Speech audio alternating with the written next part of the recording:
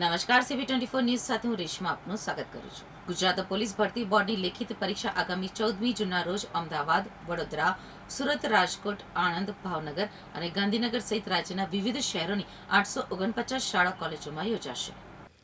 Gujarat police ભરતી board દ્વારા લોકરક્ષક કેડરની ભરતી પ્રક્રિયામાં વધુ એક મહત્વપૂર્ણ તબક્કો શરૂ થવા જઈ રહ્યો છે. કુલ 12,733 જગ્યાઓ માટે યોજાયેલી શારીરિક કસોટીમાં ભાગ લેનારા આશરે 6.36 લાખ ઉમેદવારોમાંથી 2,63,345 ઉમેદવારો લેખિત પરીક્ષા માટે ક્વોલિફાય થયા છે. આ લેખિત પરીક્ષા આગામી 14મી જૂનના રોજ અમદાવાદ, વડોદરા, સુરત, રાજકોટ, આણંદ, ભાવનગર અને ગાંધીનગર સહિત રાજ્યના વિવિધ શહેરોની 849 શાળા અને કોલેજોમાં યોજાશે. પોલીસ ભરતી બોર્ડના જણાવ્યા અનુસાર પરીક્ષા સવારે 9:30 થી 12:30 વાગ્યા સુધી યોજાશે અને 200 ગુણની MCQ આધારિત પ્રશ્નપત્ર પદ્ધતિ અપનાવવામાં આવશે. પરીક્ષાના કોલ લેટર 6મી જૂનથી ડાઉનલોડ કરવાનું શરૂ થયું છે. ભરતી પ્રક્રિયાને પારદર્શક અને ગેરરીતિ મુક્ત બનાવવા માટે 9,000 જેટલા પોલીસ અધિકારી અને કર્મચારીઓ અને 17,000 જેટલા શિક્ષણ વિભાગના અધિકારી કર્મચારીઓને પરીક્ષા કામગીરીમાં જોડવામાં આવ્યા છે.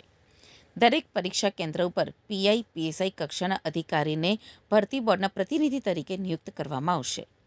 ઉમેદવારોની ઓળખની ખાતરી કરવા માટે biometric verification, facial recognition technology અને AI આધારિત વ્યવસ્થાનો ઉપયોગ કરવામાં આવશે.